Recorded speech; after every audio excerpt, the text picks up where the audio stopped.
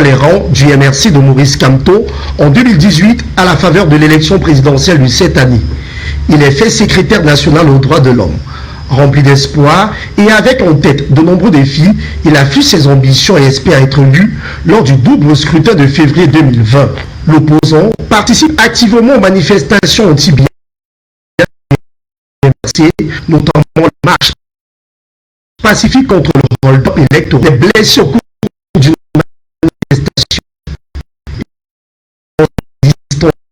avec le MRC. Après la paix et ses espoirs déçus, Djamène lâche officiellement Maurice Kamto le 14 décembre 2020. Il critique ouvertement le leader du MRC et dénonce l'existence dans le MRC d'une racaille aux élans tribalistes qui ne représente pas 1% mais fait trop de bruit. Le 6 avril 2021, Célestin Djamène crée le 319e parti politique camerounais à part, l'Alliance patriotique républicaine. Célestin Djamène, c'est aussi une plume prolixe avec quelques livres à son actif. Il ne reste pas bouche bée sur plusieurs sujets concernant la vie de la nation.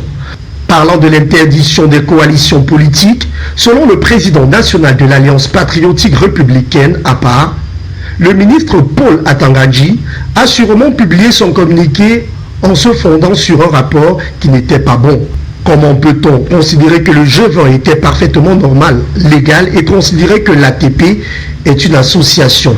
On n'a pas pu dissoudre à l'époque le G20, on n'a pas pu dissoudre la plateforme officielle de l'UNDP et du RDPC en 92.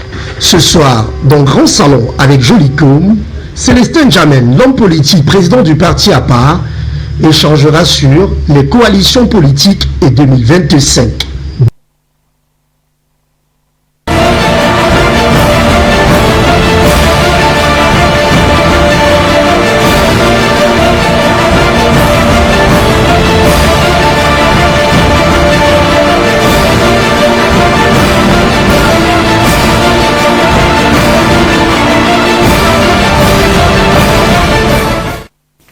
C'est une vie publique d'un homme public qui vient de nous être conté. Beaucoup se sont retrouvés, ont eu des repères de ce que Franck Peck nous a raconté. Certains également, qui sont également en grand nombre, on peut le dire, ont appris davantage sur cette personnalité publique, cette personnalité du monde politique, de l'opposition politique camerounaise. Nous allons accueillir sans plus attendre l'invité du soir. Monsieur le Président, bonsoir et bienvenue. Mon cher Joly, merci pour l'invitation, c'est un plaisir d'être là. D'autant plus que c'est la première fois que je découvre ce merveilleux salon et je m'en félicite. Très bien, nous avons eu l'intention de vous inviter depuis. L'occasion ne s'était pas encore présentée à la faveur de tout ce que nous avons au sein de l'opinion aujourd'hui dans le débat public, le débat politique. Nous avons estimé qu'il fallait avoir une personnalité de votre rang, de votre classe, pour parler des questions qui concernent les alliances politiques qui alimentent le débat politique en ce moment. Tout à fait.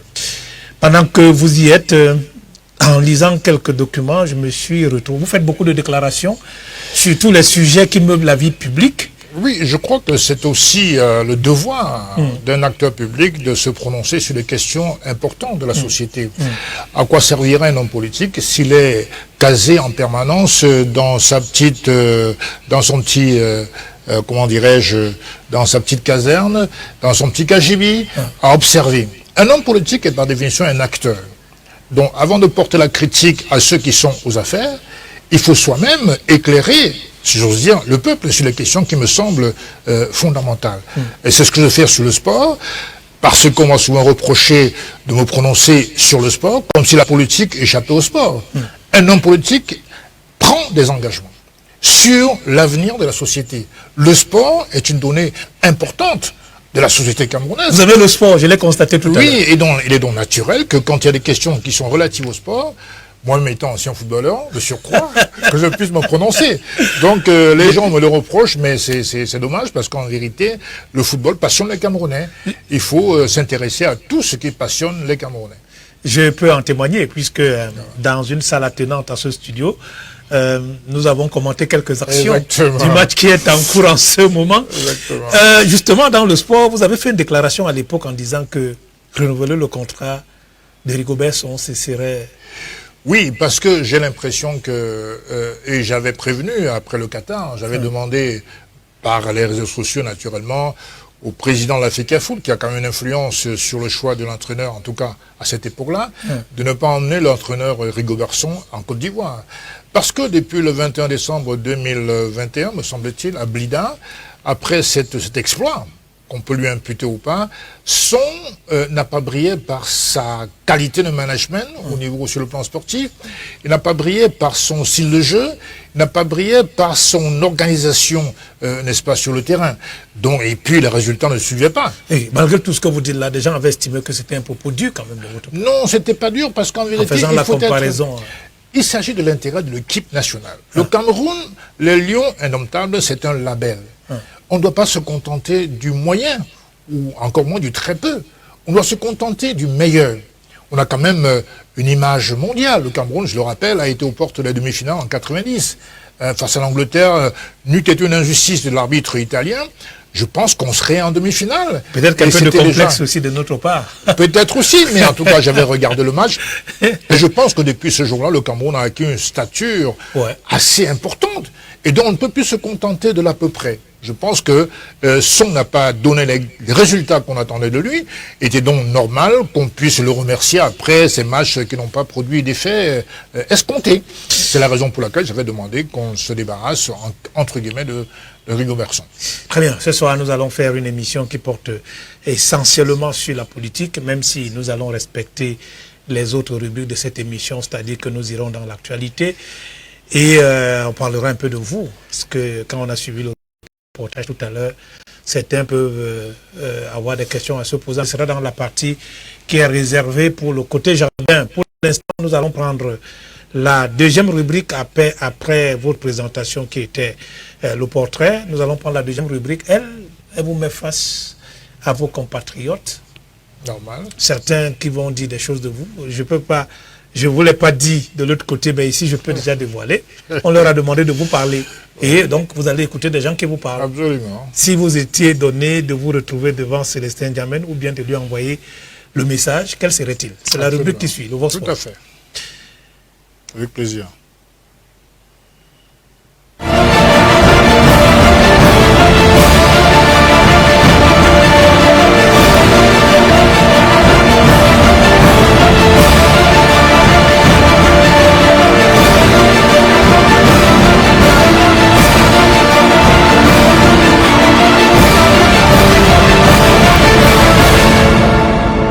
Tiendrait à féliciter le sens républicain de M. Célestin Diamène qui fait preuve d'un patriotisme universel dans la mesure où il postule que la conquête du pouvoir de l'État doit se faire avec des citoyens et que l'ennemi ne doit pas être au centre d'une telle prétention, car ce serait même réduire le champ de l'entrepreneur politique. Et je tiens aussi à l'encourager pour son réalisme, car il a compris que dans tous les pays du monde, il n'y a pas seulement les coalitions d'opposition, mais il y a aussi des coalitions de gouvernement. Et c'est normal et légitime, comme on voit dans les grandes démocraties. Je lui souhaite bon courage et de garder son sens républicain.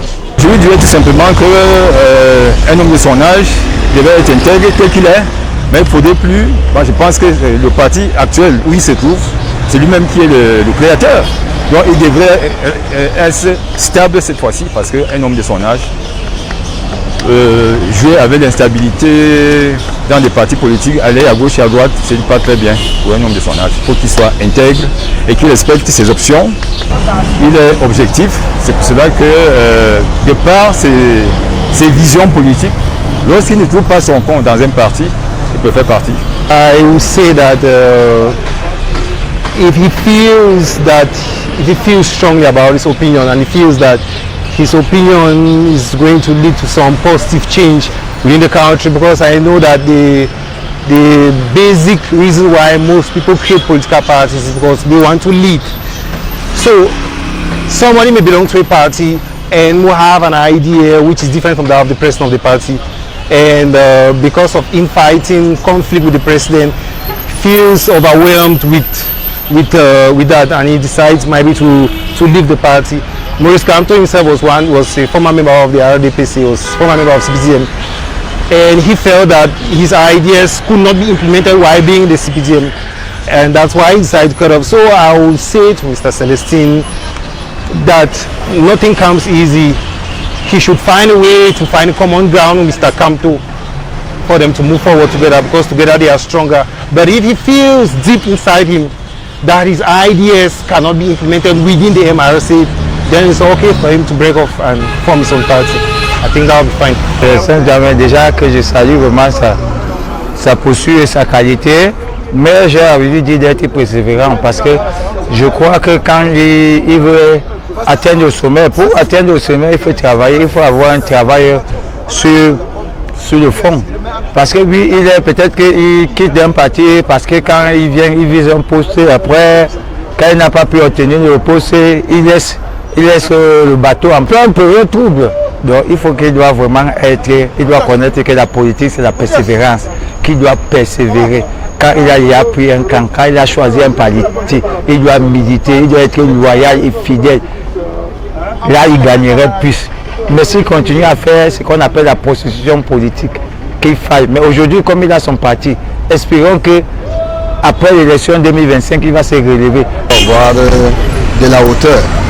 Et lorsqu'on parle de la hauteur, c'est savoir prendre des bonnes décisions qui concernent soi-même. Je voudrais dire que c'est une sage décision d'aller créer sa propre formation pour implémenter sa vision. Et là, montrer qu'il ne vit pas aux dépens et qu'il peut prendre ses responsabilités. C'est ce qui manque le plus aux Camerounais, prendre leurs responsabilités. Alors s'il y a autre chose à lui dire en tant qu'opposant, parce que c'est quand même que c'est un opposant politique, c'est de copier l'exemple du Sénégal, parce que c'est quand fait le Sénégal ces derniers temps, tous les Camerounais en sont fiers.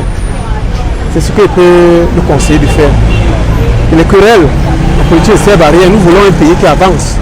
Nous sommes pour suivre les critiques de gauche à droite, mais plutôt faire quelque chose qui sera au profit de tous les Camerounais. Le Saint-Germain écoute ça et qu'il convaincre tous les Camerounais dans ce domaine pour que le pays avance, pour que le Cameroun avance dans la démocratie, avance comme le Sénégal.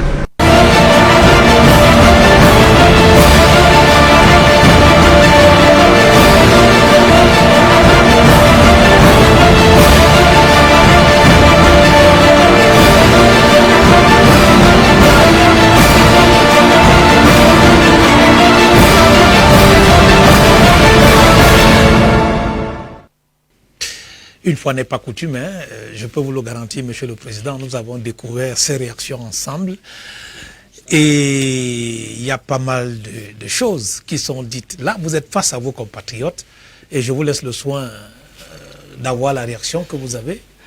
D'abord, je vous remercie toute l'équipe de LTM, ainsi que vous en particulier, Jolikoum, pour cette approche qui me semble très transparente, et j'allais dire démocratique. Alors, je tiens d'abord à remercier ces chers compatriotes pour leur encouragement, en tout cas pour le premier, et pour les autres qui me parlent, comment dirais-je, de persévérance, de loyauté. Moi, je peux leur dire que ça fait pratiquement 30 ans, 29 ans plus exactement, je suis en politique, et je crois que si on n'a pas de patience ni de persévérance pendant près de 30 ans, on ne peut pas tenir jusqu'ici. Donc, je veux les rassurer, je suis un homme extrêmement patient. C'est même mon signe particulier, extrêmement persévérant, mais je ne fais pas de compromission.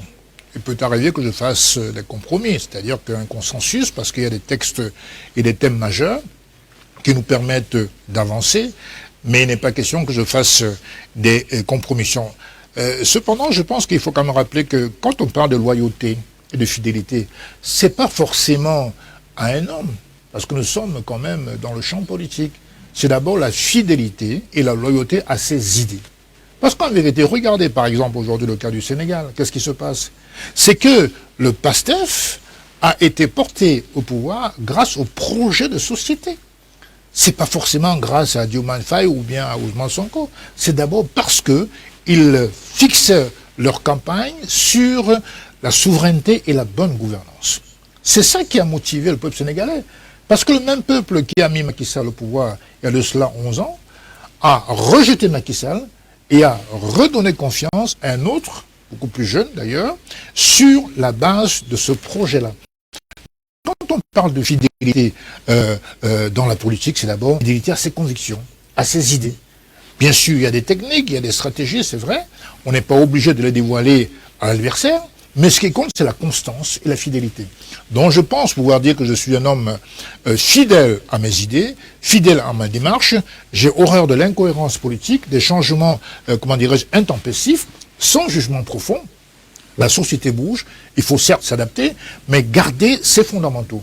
Parce que c'est comme, je veux dire, un chrétien ou un musulman, il y a quand même des convictions religieuses, quelle que soit la situation face à laquelle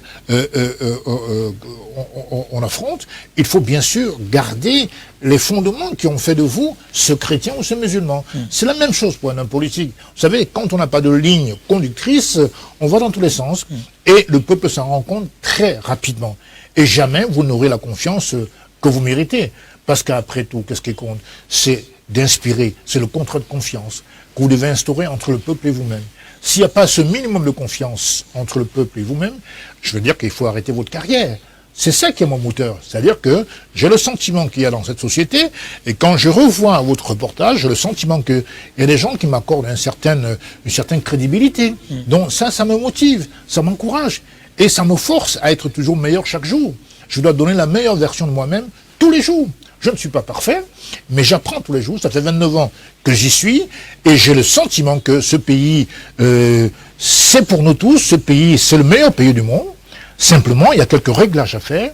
Il y a un problème sûrement de gouvernance, et ceux mêmes qui sont tenants du pouvoir l'ont reconnu les années antérieures. Donc il faut s'impliquer, contribuer et conquérir le pouvoir. Parce qu'en vérité, on parlait tout à l'heure de vision de poste, non. Il n'y a pas question d'être obsédé par un poste.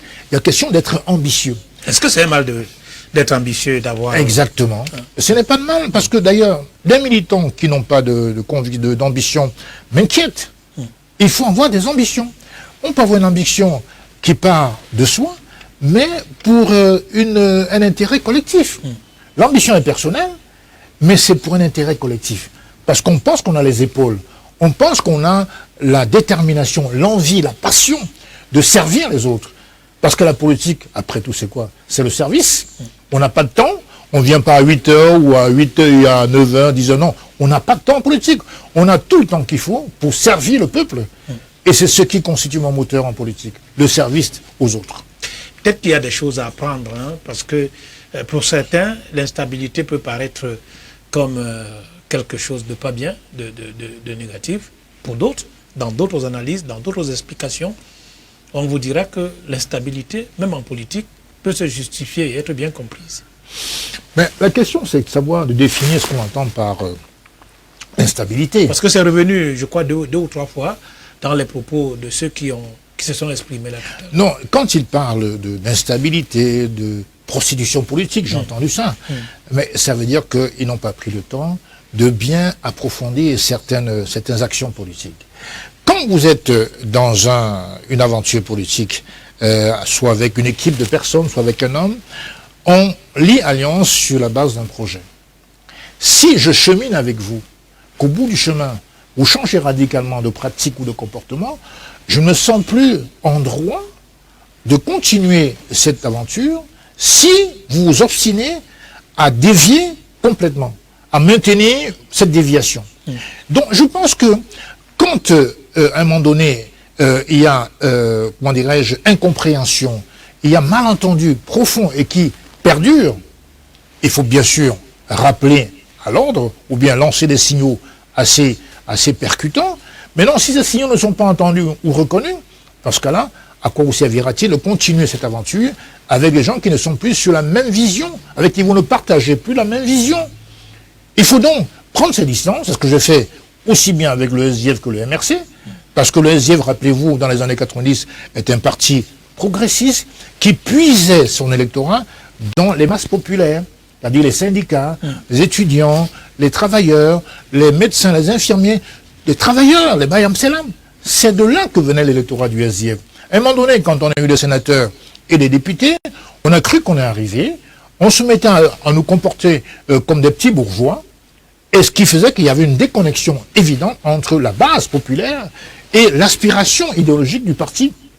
Et donc, à plusieurs reprises, puisque j'ai été membre du NEC pendant 11 années, j'ai lancé des alertes au NEC, j'ai parlé directement avec le chairman, et j'avais l'impression de prêcher dans un désert, de parler à des sourds. Et puis, finalement, j'ai pris mes décisions, parce que le problème dans la prise de décision, quand on agit en politique, c'est de prendre la décision au bon moment. La même décision prise au mauvais moment devient une mauvaise décision. Donc il y a des moments précis, il faut prendre des décisions, il faut se décider. C'est ce que j'ai fait quand je suis parti du SDF, et c'est ce que j'ai fait quand je suis parti du MRC, en vérité. Le MRC est un parti libéral-social, si on veut classifier les partis dans les catégories, mais je pense que à partir du moment où votre substance, c'est de conquérir le pouvoir, et c'est d'appliquer votre projet de société, est contrecarré par la volonté d'un homme, d'un seul homme, de faire barrage à justement cette ambition qui se réalisait, parce que pour moi en 2020, le MRC avait le vent en poupe, le MRC avait des raisons de penser qu'il pouvait conquérir non seulement des mairies, des communes un peu partout dans le pays, mais également conquérir des sièges à l'Assemblée nationale. Or, personne n'a compris pourquoi cette opportunité, qui était si probable, a été stoppée net le dernier jour par le président du parti, sans consulter personne. Alors, j'entends dire qu'il avait convoqué les membres du directoire, j'entends dire qu'il avait convoqué les présidents régionaux, etc. Mais en vérité, tout cela, c'est faux. Parce que le jour où il convoque, il se trouve qu'il y avait dans la salle, à 11h, les membres du directoire, il les a informés de sa volonté de ne pas prendre part au nom du parti aux élections municipales et législatives. Maintenant, est-ce qu'il y avait le temps de débattre? Non, puisque les journalistes étaient à la porte. À 11h30, la conférence de presse a commencé. Donc il était impossible que les membres du directoire puissent dissuader ou donner leur avis sur cette décision-là. On aura l'occasion de revenir en détail sur certains aspects politiques. Et donc voilà les raisons pour lesquelles j'ai pensé que c'était une opportunité historique pour un parti d'opposition de prendre le maximum de communes. Et il s'est tiré une balle dans le pied. Aujourd'hui, il regrette parce qu'en vérité, il repart aux élections. Alors qu'il avait posé deux conditions pour y revenir. Deux conditions, vous vous rappelez, c'était la fin de la guerre dans le Nozo, comme s'il avait la baguette magique pour stopper la guerre. La deuxième, c'était la réforme du code électoral. Or, de ces deux-là, rien n'en a été. Aucune condition n'a été satisfaite. Condition n'a été satisfaite par le système, ce qui d'ailleurs était prévisible. Maintenant, pourquoi repartir aux élections? Point d'interrogation. Vous avez déjà anticipé sur beaucoup de choses, que nous allons nous dire dans le corps du débat. Ben, c'est déjà le débat. Hein. Il y a autre chose qui ressort des propos de ces compatriotes-là. C'est qu'ils vous demandent de voir ce qui s'est passé au Sénégal. Oui, bien sûr, c'est un message très fort. Je dis que le Sénégal... Vous vous sentez interpellé? Je me sens interpellé, non pas en tant que Camerounais, mais en tant que panafricain. J'estime que l'Afrique a besoin aussi de faire sa mue, de faire sa révolution démocratique. Le Sénégal, en dehors de la tentative de débarquement de Macky Sall quand il a voulu se proroger son mandat, passe pour les Africains pour un pays véritablement démocratique. Depuis Senghor, en 1980, Diouf, qui a été battu par Wade, qui a accepté sa défaite, Wade qui a été battu par Macky Sall, qui a accepté sa défaite, les Sénégalais, qui sont un peuple, je précise un peuple, pas une juxtaposition de population complètement insensible et indifférente, ce peuple-là a joué un rôle fondamental dans l'avènement de cette démocratie-là.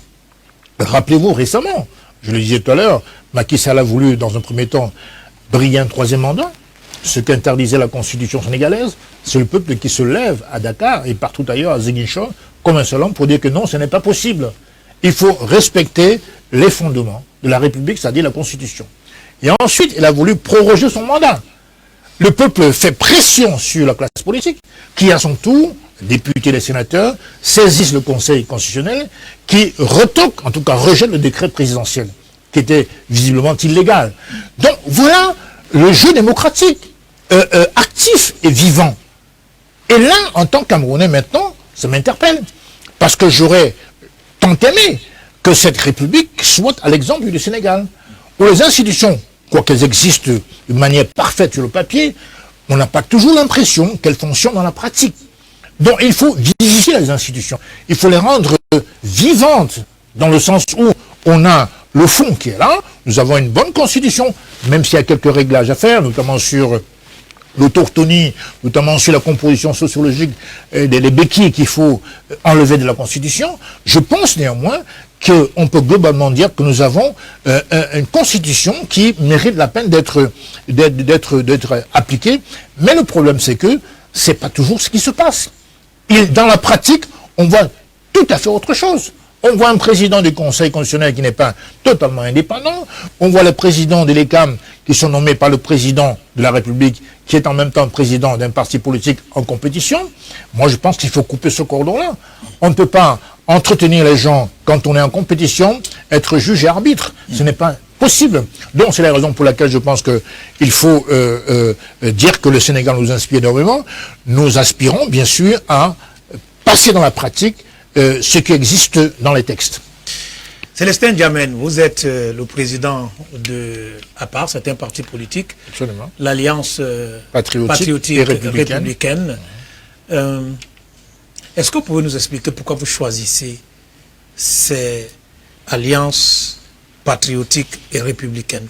Ben, écoutez, l'alliance, c'est quoi? C'est le peuple camerounais doit former un seul corps, comme dans un mariage.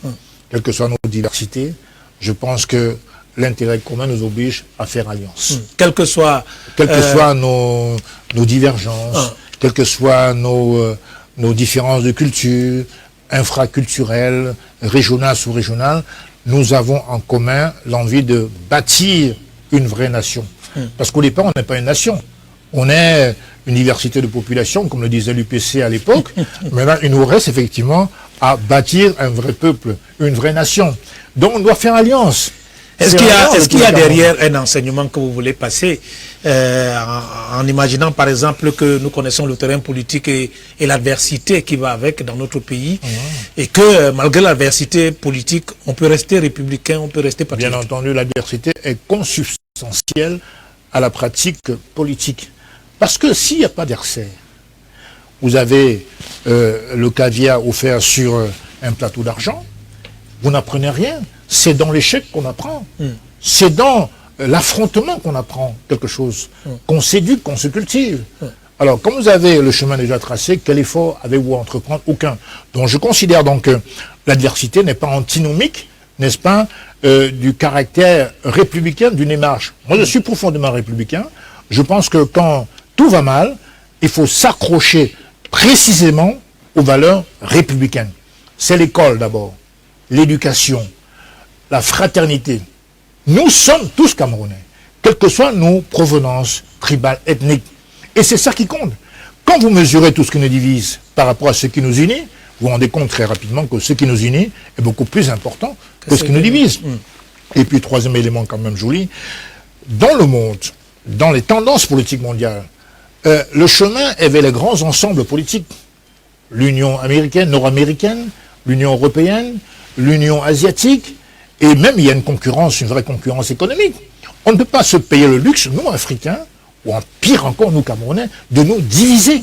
C'est un non-sens, c'est même un crime.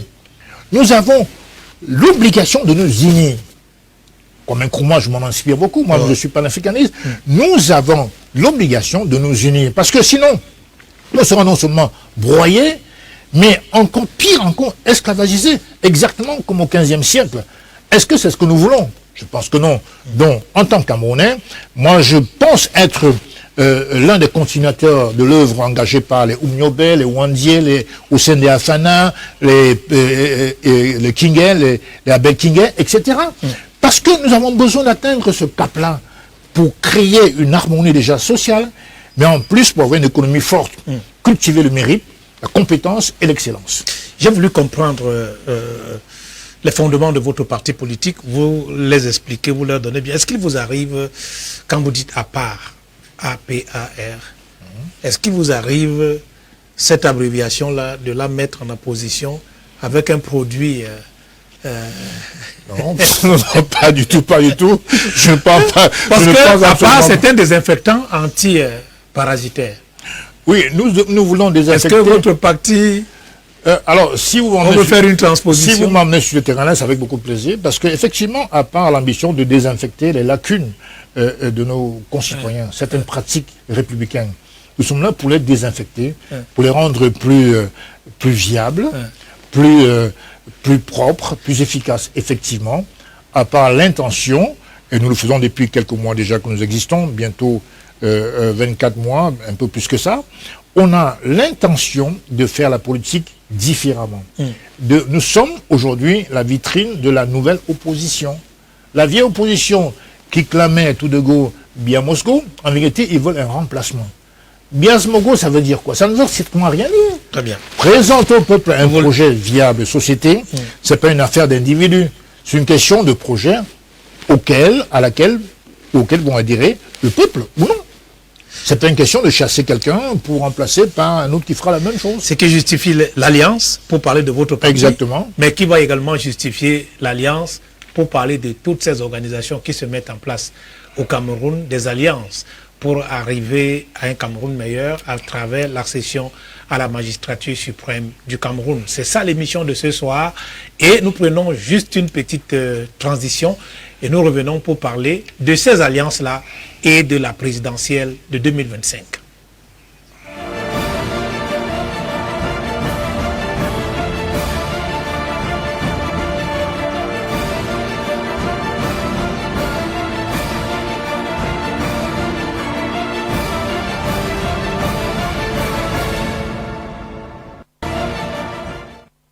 D'entrée de jeu, nous vous avons présenté comme l'une des figures qui compte dans l'ATP. C'est sans exagération. J'espère bien. Alors, comment se porte l'ATP? L'Alliance pour la transition politique. Se porte très très bien. On continue chaque semaine nos travaux. On se concerte beaucoup. L'Alliance signifie pour moi dialogue et concertation. En dehors de ces critères-là, il n'y a pas d'alliance possible. Regardez par exemple les autres. Ils sont là pour constituer un comité de soutien. On va arriver. On va y arriver. L'ATP, c'est un cadre de concertation d'hommes politiques conscients de leur rôle historique dans la nation camerounaise. Mais pour y parvenir, pour produire quelque chose, il faut bien qu'on se parle. Il faut bien qu'on se mette autour d'une table, qu'on mette en jeu, qu'on dresse bien sûr un canevas, une base de travail, c'est vrai, vous le connaissez, et ensuite qu'on en discute. Et forcément, on va arriver à un consensus, en tout cas à des résolutions qu'on va publier. Pour l'instant, nous y travaillons. Nous pensons qu'il faut élargir au maximum possible, parce que pour offrir au peuple vraiment le contenu qu'ils espèrent depuis tant de décennies, il faut bien sûr que le maximum de Camerounais actifs sur le plan politique puissent se parler ensemble, puissent travailler ensemble sur des thèmes connus, sur la gouvernance, la mission éventuellement de la transition, puisque l'ATP veut dire l'Alliance pour une transition politique. Oui. Donc, nous parlons d'une transition, bien sûr, refondatrice. Ce n'est pas le statu quo, ce n'est pas non plus l'alternance sans alternative. C'est pas pour rien que je vous ai posé la question sur l'état de santé de l'ATP, l'Alliance pour la transition politique au Cameroun. Alors, il y a beaucoup de choses qui sont dites depuis que l'Alliance est passée à la vitesse supérieure. D'abord le MINAT qui sort un communiqué pour parler de ces organisations-là. Vous estimez, vous, à un moment qu'il y a confusion, et on va certainement vous écouter là-dessus tout à l'heure. Absolument.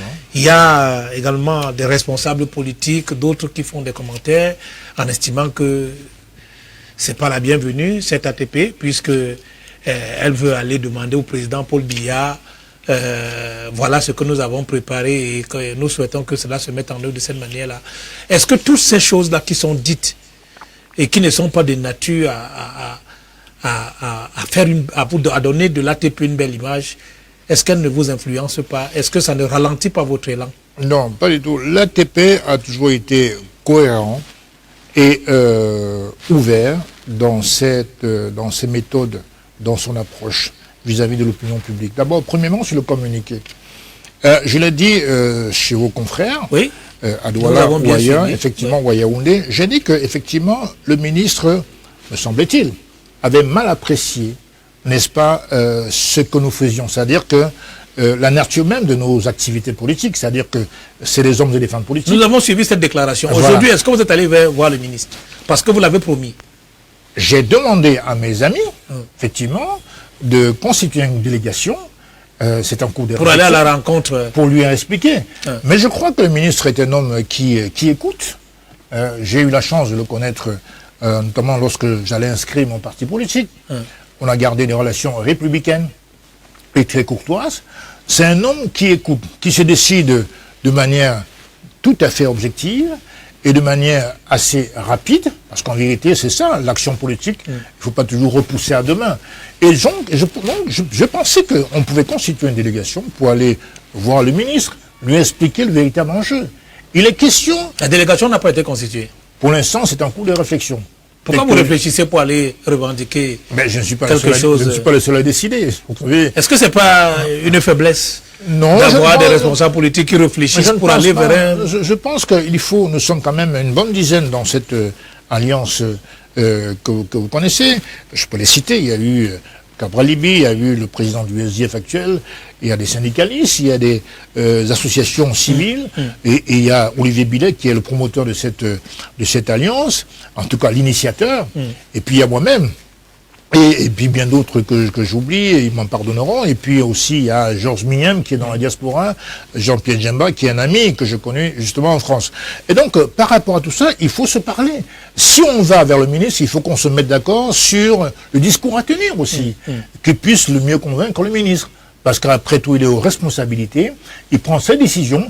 Maintenant, à nous, acteurs politiques stigmatisés, d'avoir le discours qui convainc, le discours qui sied, pour lui porter la parole. Mais Célestin Djamé, vous prenez beaucoup de temps pour réfléchir. Vous faites comme ce que vous reprochez au gouvernement en place. Ce n'est pas une question de Célestin Djamé, c'est une question... Parce que en dehors de ça... C'est vous qui êtes là maintenant. En dehors de ça, ce n'est quand même pas l'alpha et l'oméga de notre travail. On travaille sur les thématiques, on travaille sur l'organisation. Mais à partir du moment où la déclaration est déjà publique, je crois qu'il a compris. On voudrait qu'au prochain rendez-vous, que Célestin Djamé vienne et qu'il dise que nous je crois que le ministre a déjà compris, mais ça n'empêche effectivement que nous constituions cette délégation à laquelle j'aspire, pour lui présenter officiellement la thèse de l'ATP. Et je pense que quand vous regardez le communiqué, quand vous le lisez, il y a 8 paragraphes. Sur les 8 paragraphes, 3 sont consacrés à un député, qui est allé, comme vous le savez, rencontrer un condamné à perpétuité sur les questions de sécession. Alors, qu'on aille rendre visite à un condamné à mort ou à perpétuité, lui donner à manger, c'est tout à fait normal. Mais il s'agit là d'une condamnation par nos tribunaux sur des thèmes qui constituent des infractions graves, des crimes. Et pire encore, l'honorable Nietzsche, puisqu'il s'agit de lui, parle de rencontres politiques. Il est allé pour recueillir les convictions ou les éléments de réconciliation proposés par M. Ayou Tabé.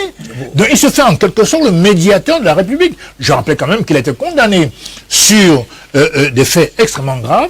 Vous savez à quel point je suis opposé à la partition du Cameroun. Il n'a jamais désavoué le principe de la sécession. Ayou Tabé, jamais. Donc il n'a pas de remords. Il ne s'est pas repenti. Donc par conséquent, quand un député de la nation, qui plus est, va rencontrer un condamné sur des infractions que tout le monde connaît, et je suis désolé, ce n'est pas son rôle. Le rôle d'un député, c'est d'abord de contrôler le gouvernement par l'action des questions à l'Assemblée nationale, comme vous le savez, et par l'action du vote. C'est tout. Ce n'est pas d'aller se porter médiateur des ambazoniens. Je suis désolé. Moi, je ne tiens pas à ce qu'un seul millimètre du Cameroun, du territoire camerounais, soit donné à qui que ce soit. Il faut être absolument intransigeant là-dessus. On ne joue pas avec les joyaux de la République. Or, l'intégrité du territoire me semble être une condition sine qua non pour l'unité du Cameroun.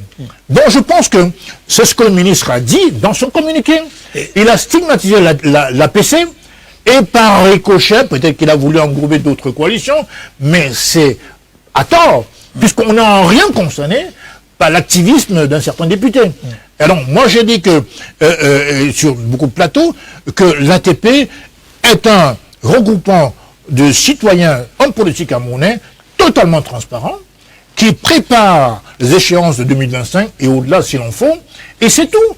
J'ai rappelé tout à l'heure, on parlait, je crois, en off, je ne sais pas moi, du G20, on parlait d'autres regroupements similaires qui n'ont jamais été taxés d'associations clandestines ou d'illégales.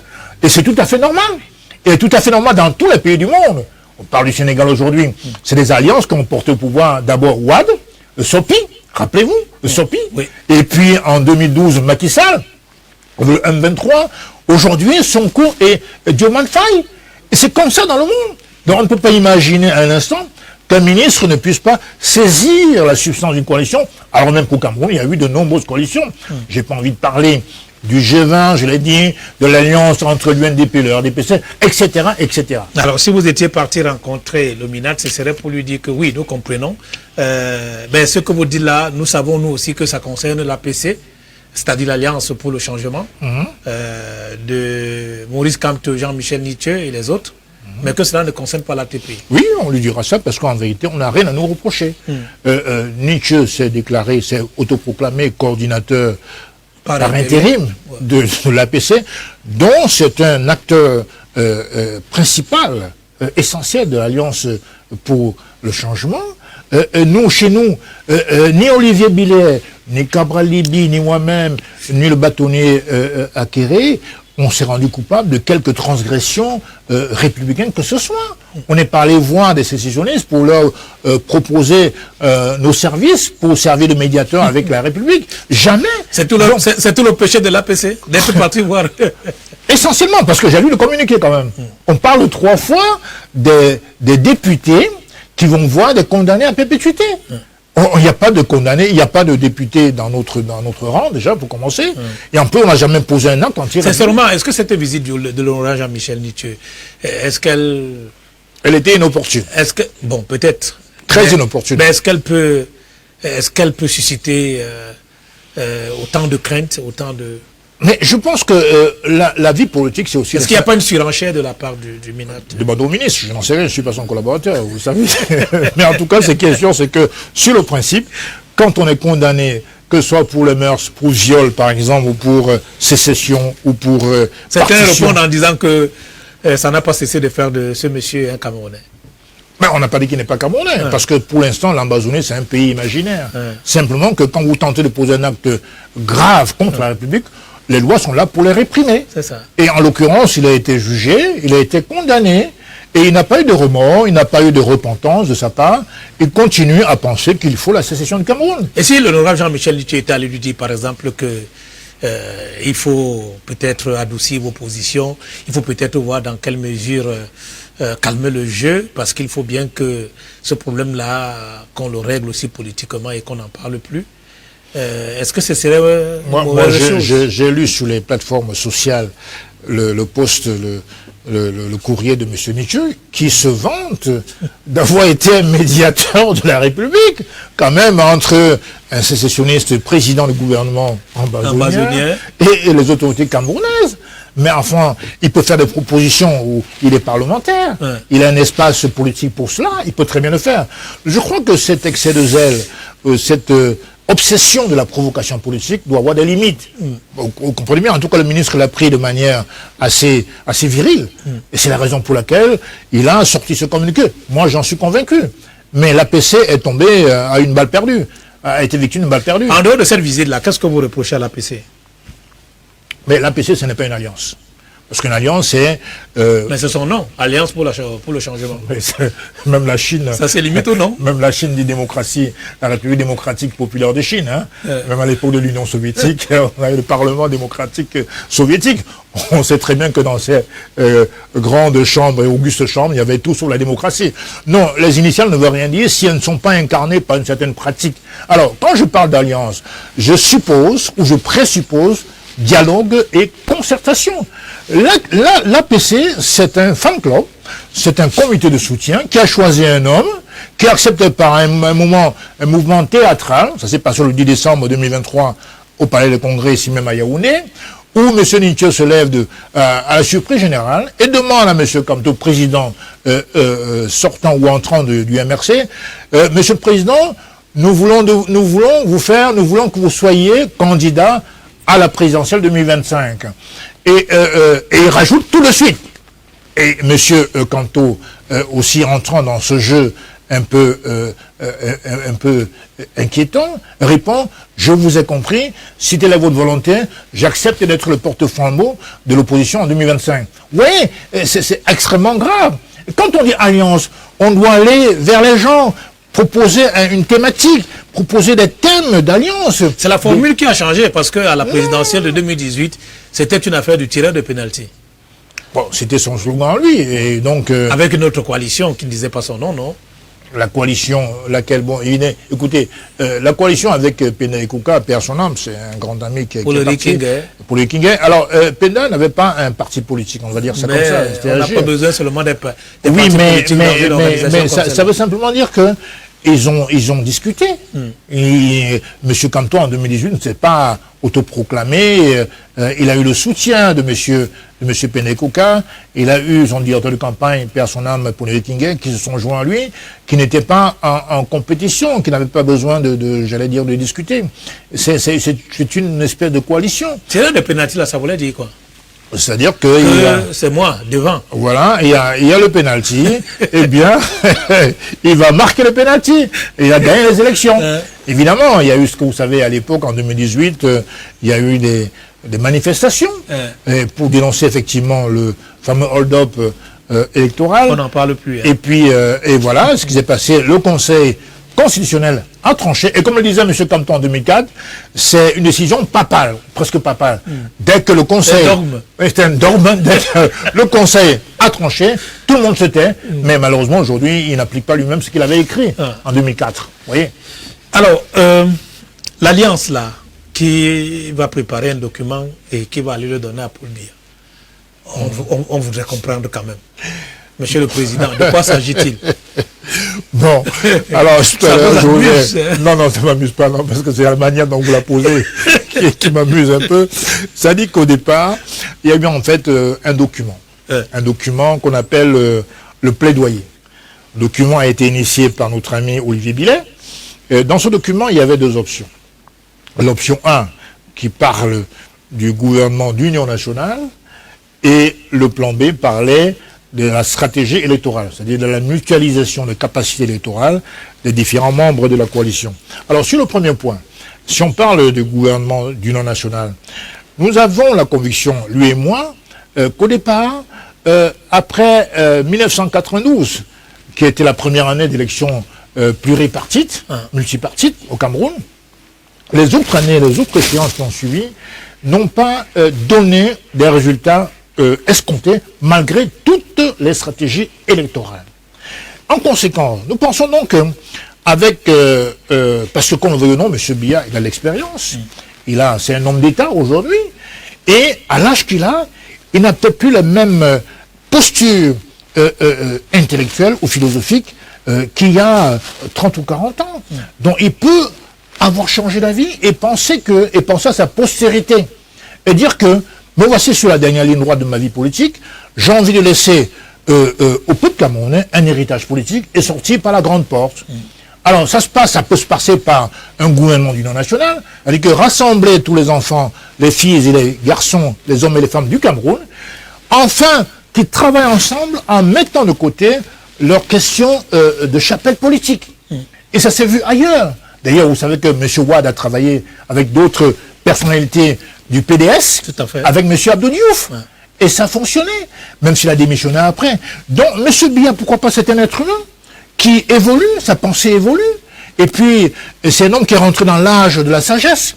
Il peut très bien penser que, écoutons ces enfants, ces jeunes Camerounais qui veulent un changement pour le pays, et puis constituer un gouvernement d'union nationale qui va durer peut-être 2 ou 3 ans, maximum 4 ans, et puis ensuite on va refonder nos institutions, y compris sur le mode de dévolution du pouvoir, et ensuite il va partir en laissant au Cameroun une image beaucoup plus apaisée, beaucoup plus fraternelle, beaucoup plus amicale. C'est possible aussi, ça s'est fait ailleurs.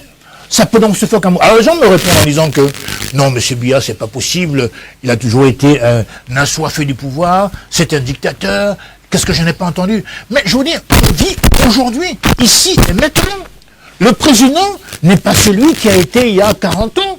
Il est conscient des souffrances des Camerounais. il a aussi le désir de laisser une trace dans l'histoire.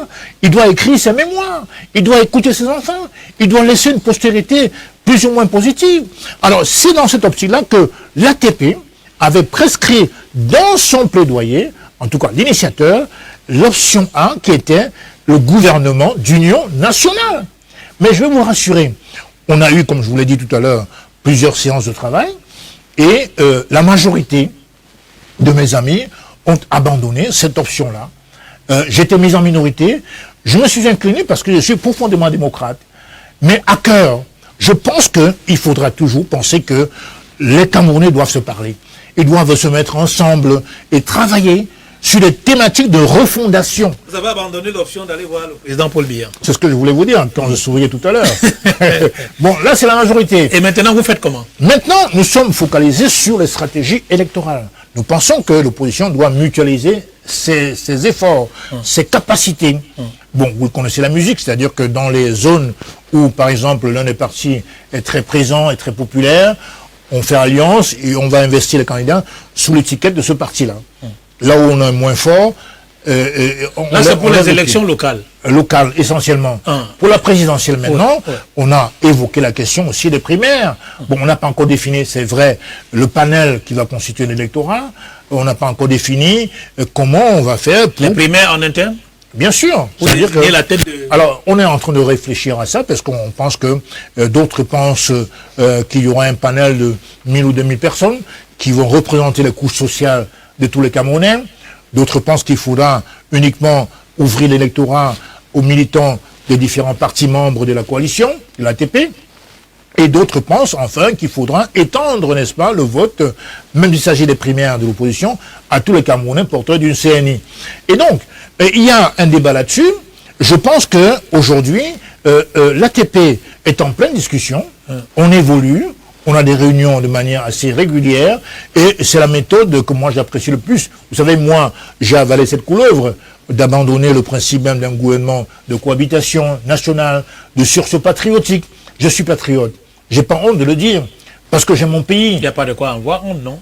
Il y en a qui parlent beaucoup plus de leur village, qui disent que le Cameroun après, la tribu avant. Moi, je pense que la patrie d'abord et la tribu après. Nous sommes une entité nationale. Et beaucoup sont morts pour la nation. Oumniobé n'est pas mort pour l'Union Ekele, je ne le pense pas. Monsieur Osene Afana, il n'est pas mort pour la Lekié. Monsieur Neswandier n'est pas mort pour l'Undé. Abekine n'est pas mort pour le littoral. C'est des gens qui sont morts parce qu'ils voulaient que nous constituions un vrai peuple, que nous soyons conscients de notre destinée commune. Nous avons en tant que peuple un destin commun. Bien sûr que les premières associations villageois viennent des Loïc Priso, Douala Mangambel, Betoté Akwa et Mathias Djoumessi, qui a créé le Konze à l'époque. Il y avait Longondo aussi, il y avait d'autres entités du centre, etc. Et donc, c'est vrai que ça commence par là. La politisation commence par les associations ethniques. Mais après, on a évolué vers la République, vers la nation. Et aujourd'hui, on a fait le choix de vivre ensemble. On ne doit pas reculer.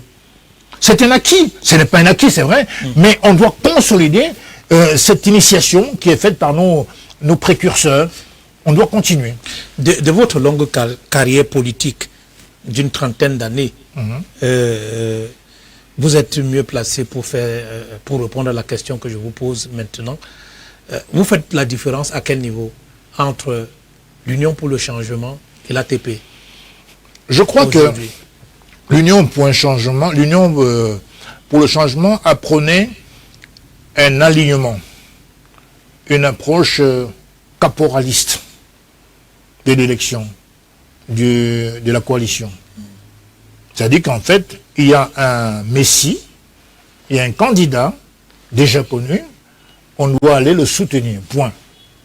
C'est uniquement centré, focalisé sur la présidentielle, pas sur les idées. C'est ça qui, moi, me gêne. Très bien. L'ATP, c'est tout à fait l'opposé. Nous sommes préparés, concentrés sur la pensée politique, sur la refondation des institutions de la République. Nous sommes concentrés sur les thématiques majeures. Et il n'y a pas de de préjugés, je veux dire. Tous les membres qui participent à l'ATP sont des gens extrêmement ouverts démocratiquement, qui acceptent le débat contradictoire et qui vont s'incliner à partir du moment où une thèse va dominer une autre. Au bout du compte, ce qui est sûr, ce qui nous rassemble, c'est le principe de la transition refondatrice, bien entendu par les urnes. On n'est pas, comme l'a dit Le Pen, j'ai vu un courrier du président de l'Assemblée nationale l'autre jour, qui dit que ces agités, il nous considère comme des agités. Lui au moins ne nous considère pas comme des partis clandestins ou illégaux, mais il dit quand même que nous voulons le pouvoir par la force. C'est totalement absurde. Nous sommes des républicains. Nous condamnerons toujours quelques initiatives ou velléités de putsch ou d'insurrection populaire. Sous quelque forme que ce soit. Quelque forme que ce soit. Alors, bien sûr, le peuple est souverain, hein, on ne va pas dire le contraire ici. Mais nous ne sommes pas là pour inciter les Camerounais, d'ailleurs c'est interdit par nos lois, au soulèvement populaire. Les Camerounais sont conscientisés par ce qui leur est le plus bénéfique, et choisiront leurs dirigeants, ils choisiront le moment où ils vont réclamer des choses au tenant du pouvoir, et c'est à eux seuls d'en décider. On n'est pas là pour les manipuler, on n'est pas là pour les invectiver, on est là pour les éclairer, et c'est eux seuls qui prennent leurs responsabilités. Mais nous, à l'ATP, notre point focal, c'est d'abord la transition refondatrice. Alors, vous avez peut-être mal perçu ma question tout à l'heure, tellement on parle de ces deux alliances, hein, c'est-à-dire que l'APC, l'Alliance pour le changement, et l'ATP, l'Alliance pour la transition politique. Ben, écoutez, notez bien que j'ai dit l'Union pour le changement. Donc je ne parlais pas de... Vous savez qu'il y a une époque... L'Union pour le changement? Oui, oui, ça remonte en 92. Oui, voilà. Vous demandez la comparaison entre... La comparaison. Laquelle vous faites entre l'ATP et l'Union pour le changement? Non mais... Laissons l'APC là où elle est. D'abord, quand vous prenez l'Union pour le changement en 92, il y avait au moins une douzaine de partis qui étaient... comment dirais-je, autour du chairman, Nigel Frondi, au moins une douzaine. Malgré l'investiture par le SDF de son leader, malgré l'investiture, ces 12 partis politiques avaient choisi néanmoins de dire officiellement, dans le chantre même, dans la maison de congrès où le SDF tenait cette convention, lui déclarer officiellement que nous vous soutenons pour l'élection présidentielle. C'est ça. C'était un regroupement de partis politiques. Alors, quand on dit alliance, on doit pouvoir être en mesure de citer les membres de cette alliance. Ce qui n'est pas le cas de l'APC. Déjà. Très bien, vous revenez toujours à l'APC. Alors, moi, mais puisque vous demandez une comparaison, donc moi je vous apporte la réponse. Non, la comparaison c'est ATP, l'Union pour le changement. Je vous l'ai dit, pour l'ATP. Hein. Nous sommes sur la thématique et sur une transition refondatrice. Très bien. Alors, l'autre question qui est posée, on imagine que le chemin, vous dites les élections, vous choisissez un candidat qu'à une époque qu'on a présenté comme le candidat unique de l'opposition. Mais vous êtes pour un candidat que les autres soutiennent, qui va aux élections, qui gagne les élections. Après, ça se passe comment? Mais si on gagne les élections, nous avons parlé de refonder les institutions. Le programme politique majeur sera axé sur la réforme de la gouvernance, la réforme de nos institutions en général, c'est-à-dire les fondamentaux. Il ne faut pas mettre la charrue avant les bœufs. Et si c'est lui qui gagne les élections, changer d'avis? Changer d'avis, non. Écoutez, il a les manettes du pouvoir. Nous faisons quand même confiance. Il vous regarde et vous dit non, attendez encore un peu. Nous faisons confiance quand même à une relative éthique, une relative responsabilité de nos amis politiques. Vous savez que nous sommes en politique. Oui, mais évidemment, mais c'est pas une raison d'être dans le pessimisme ambiant. C'est ça. Je pense qu'il faut quand même rester optimiste et qu'on a affaire à des hommes et des femmes politiques qui sont quand même des responsables, sont quand même des personnes qui ont bourlingué pas mal sur le plan politique, qui ont roulé leur bosse et qui ont quand même une certaine conviction. Si on continue de se battre ensemble maintenant, c'est bien parce que vraiment on a décidé de choisir comme destinée ce combat-là. C'est le combat pour nos vies. Ce n'est pas à la fin de nos vies qu'on va commencer à jouer au petit dictateur. Et puis je tiens à vous rappeler qu'en 92, avec l'Union pour le changement, il n'y avait pas de candidat unique. Puisqu'il y avait M. Bello Bouba qui était candidat, M. Kini était candidat, M. Oma Otu était candidat, M. Namjoua était candidat. Mais le chairman était l'homme du moment. L'homme qui incarnait le changement pour le peuple camerounais. Et c'est pour ça que je vous parlais de cette douzaine. On peut dire que c'était des petits candidats, non? À côté de Nidion Non, Fondi. mais le Boumba n'était pas des petits candidats. À l'époque, quand même le restons dans le contexte, oui. Oui, bien sûr. Et Kini, déjà, il faisait parler de lui. Ouais. Il y avait quand même M. Damdieu, qui était quand même aussi un ministre d'Aïdjo, qui était une figure quand même emblématique de la politique camerounaise. Nous connaissons les résultats, non? Oui, bien sûr. Mais bien sûr, on les connaît. Vous savez, quand le président Biya, à une époque, là, parle des petits partis politiques, on tient compte de tous ces éléments-là. Oui, c'est tout récent, hein, l'appellation petit parti politique. Oui, c'est récent. Mais à l'époque, quand même, c'était assez houleux, parce qu'en vérité, les résultats ont été contestés, très fortement contestés, comme vous le savez. D'aucuns plaçaient le président Biya, selon certaines thèses, en deuxième position. Troisième même, derrière Bello. Parce que d'autres donnaient Bello deuxième, et le président sortant troisième, et Nidion Fondi, bien sûr, en tête. Mais bon, comme l'avait dit quelqu'un à l'époque, la Cour suprême de l'époque, et donc qui faisait office de conseil constitutionnel, avait tranché, et puis finalement, le chairman a préféré se retirer à Taricole, même s'il était en surveillance, en résidence surveillée, il a préféré ne pas nager, comme le disait lui-même, dans une mare de sang pour arriver à Etoudi. Et puis l'histoire a continué aujourd'hui. Je salue sa mémoire parce que ce fut quand même un grand homme politique qui a été mon mentor quelque part politique. Parce que mes premières armes politiques, je les fais au SIF, sous sa supervision. Bien sûr, il m'a un peu brimé, m'a un peu bousculé. Non, où est le SIF aujourd'hui? J'ai pas envie de rentrer dans les questions internes des partis politiques. Vous êtes dans le salon, ici on parle de tout. Je m'attelle à bâtir mon parti qui est tout neuf, qui est tout nouveau. Je crois que le mouvement à part a tiré, de par ma modeste personne, quelques leçons des failles, des lacunes. Le SIF n'est pas dans l'ATP? Si, vous avez vu la position, mais bien sûr, mais effectivement, mais vous me parlez de l'ESIF en tant que parti politique. Ils ont une organisation qui est interne, ils ont leur projet de société, ils ont leur manière de fonctionner. Donc je dis qu'ils sont libres, indépendants, je n'ai pas de leçons à leur donner. Mais si vous parlez du président du SIF qui est un ami personnel et qui est membre, qui est en tout cas l'un des adhérents au principe de la transition politique refondatrice, je dirais que eh bien, c'est quelqu'un qui a quand même une certaine... Vous le présentez comme un ami? C'est un ami personnel, puisque on le côtoyait pendant une vingtaine d'années au moins. On a été camarades du même Qu'est-ce qui, à l'époque, a fondé les oppositions, les malentendus? Même dans un foyer, il y a toujours des discussions. Mais je crois que j'avais une manière de fonctionner au SIF.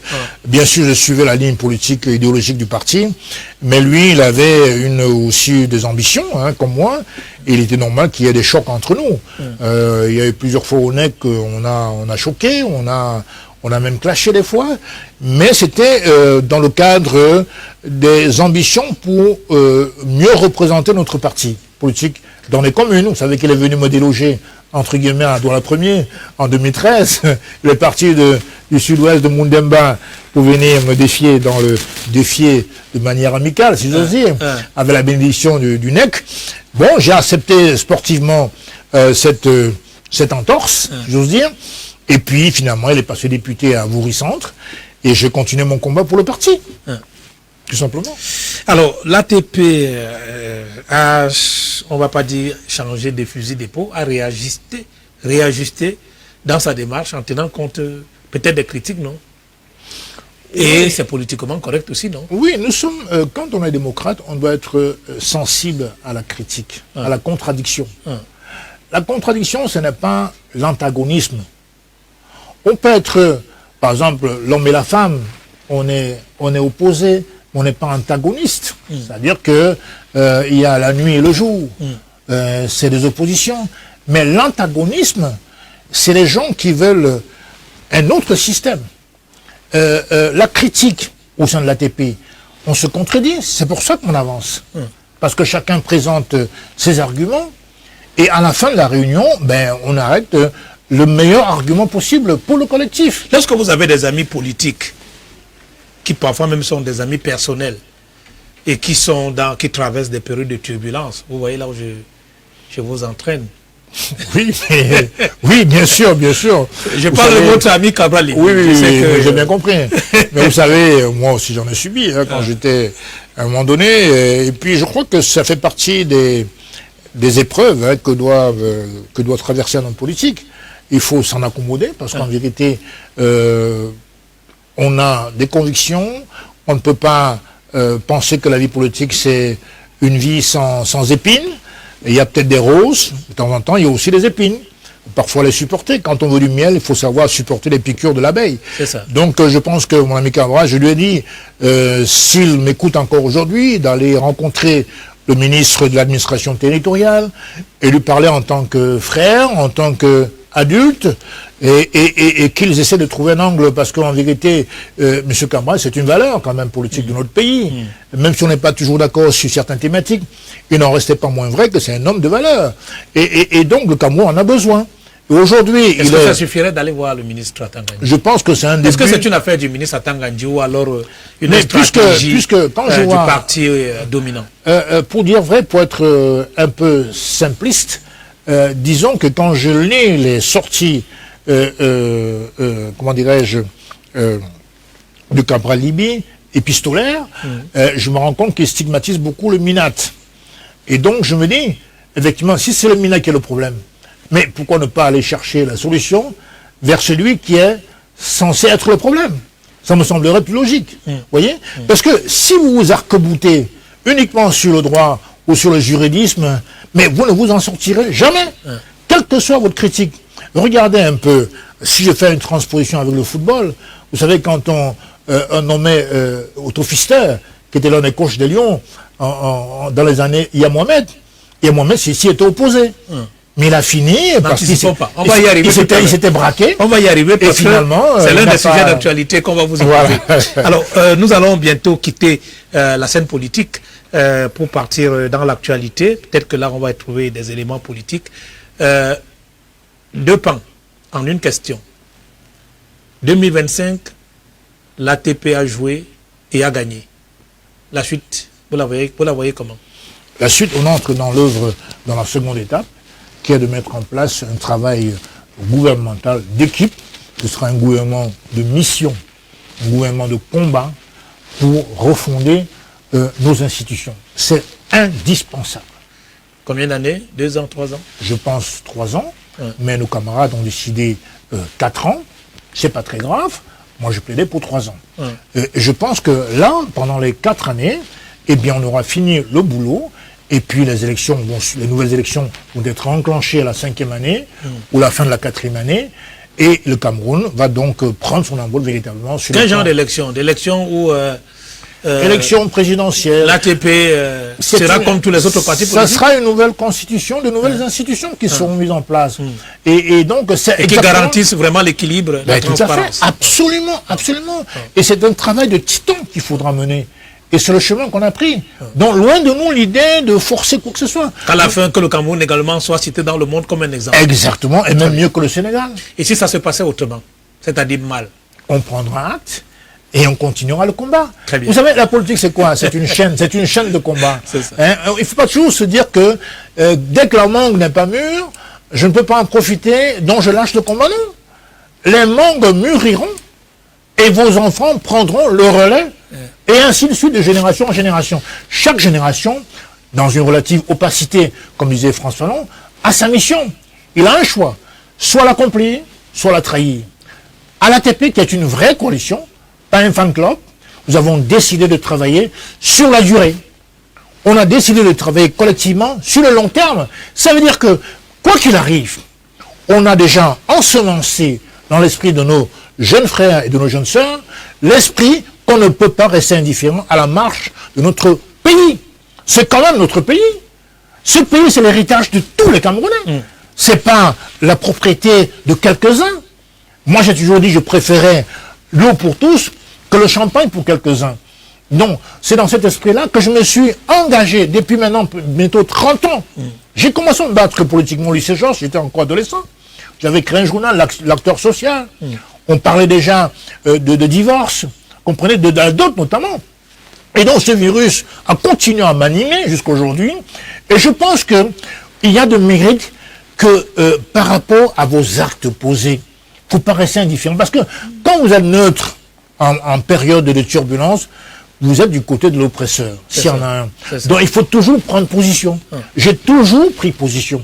Et aujourd'hui encore à l'ADP, je pense que notre credo aujourd'hui, c'est de remettre sur pied la démocratie camerounaise, les institutions camerounaises, en donnant le temps qu'il faut. Tout à l'heure, vous avez dit 4 ans, c'est effectivement ce qu'on a décidé, pour que demain soit un jour nouveau pour le Cameroun. Que les gens puissent se lever le matin, dire, tiens, aujourd'hui c'est dimanche, j'ai envie d'aller voter parce que je suis un acteur de ma société. Je ne suis pas un profiteur. Si je me plains, c'est parce que j'ai agi par mon bulletin de vote. Et c'est l'occasion pour moi d'ailleurs aujourd'hui, je veux dire, aux jeunes qui nous écoutent, d'aller vous inscrire. C'est un acte citoyen, presque instinctif. Même si je sais que les priorités, c'est d'abord la réforme du code électoral. Parce que c'est ça qui vous permet de conquérir le pouvoir. S'il est touffu, s'il est taillé sur mesure, eh bien, quel que soit le nombre d'inscrits, ça ne changera pas. Et c'est ce que j'ai toujours dit. Mao Tse-tung disait, le combattant doit marcher sur ses 2 pieds. C'est-à-dire que ces 2 pieds, c'est chercher le point d'équilibre. Je vais m'inscrire, mais je me bats aussi quotidiennement pour la réforme du code électoral. Pas l'un sans l'autre, les 2 à la fois. Le temps ne va pas nous permettre de prendre tout ce que nous voulions prendre de vous, parce que vous en avez à donner. 30 années dans l'arène politique, ce n'est pas donné. Au Cameroun, en France, on va revenir sur quelques aspects tout à l'heure. Avant qu'on ne se quitte, le jeu politique, est-ce qu'il est sincère au Cameroun?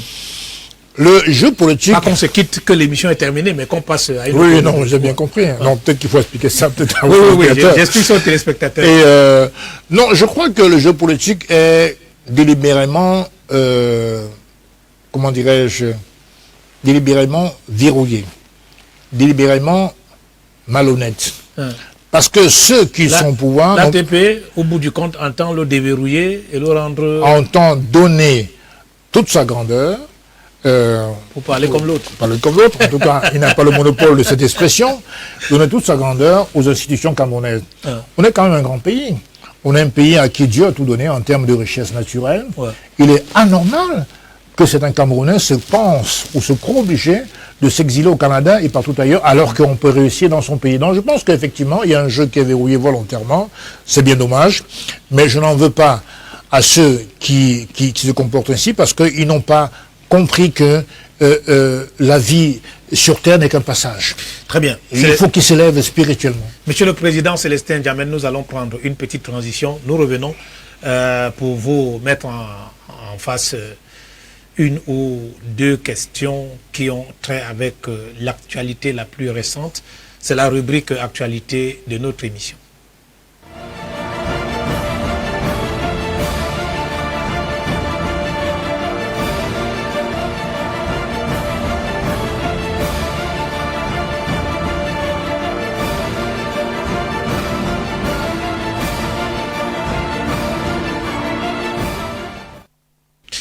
Alors, nous sommes dans la rubrique actualité. On va aller au pas de course parce que le temps ne va pas nous permettre d'épuiser tout ce qu'on avait prévu dans la rubrique actualité. Mais on va dire l'essentiel. Et cet essentiel-là, je crois que cela intéresse les téléspectateurs. On va terminer par le sport parce que le sport est prévu. Je voudrais d'abord vous demander, est-ce que vous êtes au courant de ce que le président du MRC demande à des élites de l'Ouest de s'expliquer sur une question importante? Oui, j'ai lu ça. Il est accusé d'avoir perçu de l'argent. De l'argent. Le montant est même connu. On parle d'1 milliard de francs CFA. 1,2 milliard. Pour ne pas parler. 1,2 milliard.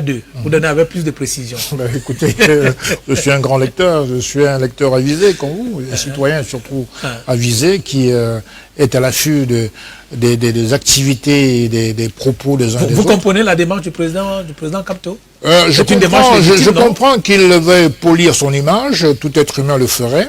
Mais je pense que l'essentiel, c'est de savoir que la décision qu'il a prise en 2020 était une décision qui, à moi, me semblait complètement irrationnelle. Non, est-ce qu'on peut rattacher le fait qu'elle a été motivée pour autre chose? C'est ce qu'a dit monsieur le responsable de la Nouvelle, journal, comment il s'appelle, monsieur... Monsieur Vier? le responsable du journal La Nouvelle, qui avait passé l'information à l'époque. Oui, oui. Oui, et donc il a dit clairement, voilà, le Jacques chiffre... Blaise. Je parle de Jacques Blaise Villiers.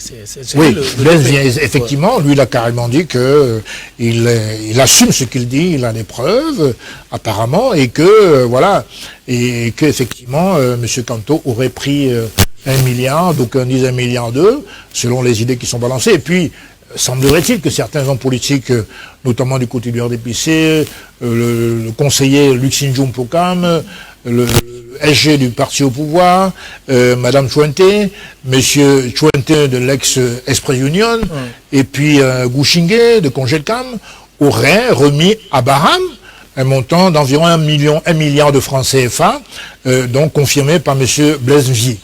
Donc, à cela, moi je ne rentre pas dans ce débat, qui a été corrompu, qui ne l'a pas été. Moi, je vous dis, j'ai été le seul membre militant du MRC à prendre position publiquement le soir de la décision, en disant que sa décision était totalement irrationnelle et absolument suicidaire, criminogène. La non-participation aux élections. Oui, parce que nous avions...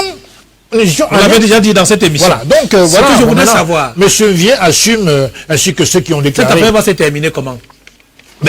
Si porte plainte devant les tribunaux, il faudrait bien que ceux qui affirment obligatoirement qu'il a pris de l'argent puissent vouloir venir verser dans les propos, dans les affirmations. Ils sont interpellés en tant que quoi? En tant que témoins ou bien en tant que... je comprends pas. En fait, le président Kanto les met au défi, donc ça veut dire qu'ils l'ont affirmé auparavant, de prouver leur déclaration qu'il a pris de l'argent. Peut-être parce que eux, on les a cités comme des acteurs dans cette opération et qu'ils leur demandent aujourd'hui, est-ce que vous pouvez venir dire si une telle opération a eu lieu? Dans tous les cas, il y a deux options. Soit il y a un démenti de la part des personnes mises en cause. Si cela était vrai, qu'ils étaient impliqués, vous pensez bien qu'ils viendraient sur la place publique? Je ne rentre pas dans les supputations. C'est des responsables politiques. S'ils pensent que M. Kanto a reçu de l'argent de leur poche, eh bien, le Camerounais a envie de le savoir. Effectivement, si M. Blaise Villiers a d'autres preuves à verser, à fournir, qu'il les apporte. Mais moi, je m'en tiens au caractère totalement erroné de cette décision, et qui était d'ailleurs unilatérale.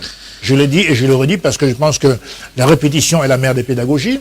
Au Cameroun, on se bat, on a parlé d'ambition des militants il y a quelques instants, on se bat pour mettre en application nos projets de société. On ne se bat pas pour boycotter les élections. Ça n'avait aucun sens pour moi. Vous l'avez dit plusieurs fois au cours de cette émission. Vous le dites depuis que cela était depuis 4 ans, oui. Et d'ailleurs, l'article 3 de la Constitution dit ceci. Les partis politiques concourent à l'expression du suffrage. Ça veut dire qu'on doit aller compétir, quel que soit l'état du code électoral. Bon, compétir ne veut pas dire qu'on cautionne. On a beaucoup parlé de politique ce soir, on va passer à autre chose. Bon, on ne va pas prendre le sujet. Ousmane Sonko PM, c'est bon. C'est le choix de M. Ousmane, de M. Diomaye Faye, donc ce sont des amis, deux amis. Je crois qu'ils convergent sur pas mal de thématiques, notamment sur la souveraineté monétaire, notamment sur la rupture avec la CEDEAO. La France aura mal parti, non? Ah ben tant mieux. C'est vous qui le dites? Oui, je le dis. Beaucoup vous traitent de français. En français, ça peut être une insulte. On va revenir là-dessus tout à l'heure, à la fin du programme. Je ne suis pas français, et quand bien même je l'aurais été, c'est pas une insulte. Est-ce que vous comprenez le temps, est-ce que vous comprenez le débat, tout le grand débat qu'il y a autour du choix du nouvel entraîneur des Lions Indomptables? Oui, je comprends, parce que nous nous sommes identifiés aux Lions Indomptables. En tant que Camerounais, on a été quand même propulsé en termes de visibilité à l'extérieur par nos ambassadeurs de football. Il faut le savoir. Vous êtes contre la nomination d'un nouvel entraîneur? Moi, je suis pour la nomination d'un Camerounais compétent. Et non d'un Belge. Et non d'un Belge. Parce qu'on a atteint le niveau de dépasser, comment dirais-je, l'exhortation du sorcier blanc. On doit être loin de ça aujourd'hui. Pourquoi sommes-nous aujourd'hui Camerounais, même si on est ethniquement différents, penser qu'on ne peut pas confier cette affaire à un Camerounais compétent? Il y en a. Il y a la Meonzé qui est en première division au Portugal. Vous avez les Patrick Bouma qui est diplômé, qui a un diplôme UFA. Vous avez la Chilwebo. vous avez des entraîneurs camerounais capables. Il y en a beaucoup. Il y en a. Donc pourquoi toujours penser qu'on est obligé d'aller faire confiance à un entraîneur européen? Moi, je ne comprends pas. Peut-être que ce n'est qu'une étape. Hein. Et pire encore, on ne va pas prendre la crème en Europe. On va prendre la friperie belge, les entraîneurs d'occasion. On n'a pas besoin. N'est pas exagéré. Non mais attendez, son meilleur palmarès, c'est un trophée en 4e division. Il a remporté un championnat. Est-ce qu'on a souvent pris des lumières quand on prend les entraîneurs? Non mais attendez, vous savez, à l'époque nous avions des génies. Quand on voit, regardez la CAN 2023 en Côte d'Ivoire, on n'a pas une équipe camerounaise comme on a eu l'habitude de voir. On n'a pas de génie. C'est ça qu'on essaie de corriger, non? Oui, non mais on corrige par les entraîneurs qui sont capables de faire la différence, de faire le contrepoids. En tout cas, vous avez été au moins satisfait en partie, puisque on n'a pas renouvelé le bail de Robertson. Et attendons de regarder comment est-ce que les choses vont évoluer dans les prochains jours. Nous allons bientôt nous séparer, mais ce serait sans pouvoir dire un petit mot sur la personne. Pourquoi vous quittez en France pour revenir au Cameroun? Est-ce que vous le regrettez? Non, pas du tout. Je suis très content de cette décision. Et s'il fallait le refaire, je le referais. Parce que je crois que Mais la France vous a fait des yeux doux. Vous étiez très avancé. Oui, j'étais très proche. Il y a d'autres Camerounais qui sont devenus beaucoup travaillé avec responsables en France. Bien sûr. Il y a beaucoup de maires adjoints, même de maires camerounais en France. J'aurais pu devenir député français, puisque Manuel Valls, qui était l'ancien Premier ministre, m'avait sollicité pour figurer dans sa liste de la députation dans le département de l'Essonne. En 2008, j'ai refusé parce que je pensais que j'avais déjà un destin pour le Cameroun. Je pensais que j'avais mieux à faire en allant apporter de mon expérience à mon pays plutôt qu'à rouler pour la France. La France qui n'avait pas besoin de moi. Dans la famille, on ne vous a pas fait un procès pour ça? Si, mais bon, c'est des opinions personnelles. Mais ça, je m'en fous. Je crois qu'aujourd'hui, c'est moi qui décide de ma vie, de mon avenir. Je pense que je suis... vous décidez de votre vie et de votre avenir, ça entraîne beaucoup d'autres gens dans la famille, non? Non, mais oui, bien sûr. Mais attendez, le fait de choisir sa vie n'est pas être contre sa famille. Ils ont aussi leur vie, ils ont leurs responsabilités, même si on reste frères et sœurs. J'ai des enfants. Tout le monde n'a pas toujours été d'accord avec ma décision, mais c'était ma décision. Parce que j'aime profondément mon pays, je suis viscéralement attaché à la chose publique. Vous êtes un cara. Non, mais un cara, je m'en fais. Nous en avons discuté, nous avons discuté de ça avec mais je veux dire, il fallait, pour moi, qui vous ont connu en France, oui, et qui disent qu'effectivement, il n'y avait aucune raison pour un Camerounais, un autre Camerounais, à décider de rentrer au Cameroun. J'ai refusé un passeport français, puisque le Premier ministre, à l'époque il était député, c'est vrai, et maire d'Évry-Coucouronne, m'a proposé de me naturaliser en 2 jours. J'ai dit non, ça ne m'intéresse pas. J'avais une carte de résident étranger, camerounais, j'étais fonctionnaire, pas fonctionnaire, j'étais cadre à France Télécom, je gagnais bien ma vie. Et quand je pars de France pour entrer définitivement au Cameroun, je suis même mobilisé en Australie, dont je bénéficiais de la mobilité. J'ai rejeté puisque je rentrais chez moi. C'est un choix, j'ai tourné une page et je n'ai pas à y retourner. C'est comme ça. Et j'irai jusqu'au bout. Quand vous êtes couché après les marches du MRC, vous avez cette blessure-là. Vous n'êtes pas décédé, vous n'êtes pas inconscient. Non, je suis devant. Dieu merci, je vous parle aujourd'hui. Est-ce que ça ne tourne pas dans votre tête? Vous vous dites, mais qu'est-ce que je suis venu faire dans tout dans... Vous savez, un philosophe disait, tout ce qui ne vous tue pas vous rend plus fort. Vous l'êtes aujourd'hui? Je pense. Je pense qu'aujourd'hui, cette épreuve m'a beaucoup, comment dirais-je, renforcé sur le plan mental. Je pense qu'aujourd'hui, je peux prétendre avoir les ressources mentales nécessaires pour continuer ce combat qui est énorme, qui est grand, qui est long. Faut bien le savoir. C'est pas une cueillette de goyave, la politique. La politique, c'est un engagement. J'ai failli mourir, vous l'avez dit tout à l'heure. Quand je suis à plat ventre, j'ai des rangages sur la nuque, on me dit, j'entends un policier qui me dit mettez-lui une balle dans la tête, vous pensez que moralement, votre sang fait un tour. Ça vous a traumatisé un peu? Non, pas du tout, je crois que je l'ai pris comme je l'ai pris, je n'aurais pas été la première victime au Cameroun. Vous avez les nouvelles de votre compagne, Michel? Oui, elle fait des va-et-vient Bon, j'ai pas été au deuil de son papa, je présente mes excuses et mes condoléances une fois de plus, Michel. Je crois qu'aujourd'hui, elle est en navette entre la Côte d'Ivoire et le Cameroun. Ah. Elle a peut-être choisi un autre voie, autre que la politique, mais je pense qu'elle aime beaucoup la politique. Elle va revenir très bientôt. C'est une femme qui est capable, une femme forte, une femme qui a de l'expérience, une femme qui a la tête sur les épaules. Et je lui fais toute confiance. Je lui dis encore une fois de plus courage et bravo, Michel. Nous sommes ensemble. Célestin Diamène, nous sommes arrivés à la fin de cette émission. On n'a pas vu le temps passer. Déjà effectivement, on n'a pas vu le temps passer. Hein. Merci d'être venu. Mais il est quelle heure, c'est pas possible. Ben, écoutez, nous avons traversé les 90 minutes qui sont réservées à cette émission. Très surpris. Ça veut dire qu'il y avait de la matière. Très, très surpris, oui, certainement. Merci d'être venu. En tout cas, c'est moi qui vous remercie. On aura l'occasion de vous inviter à une autre plage de notre antenne. Merci peut-être pas... Peut-être pourquoi pas un dimanche soir pour partager avec les membres du panel. Je suis au service.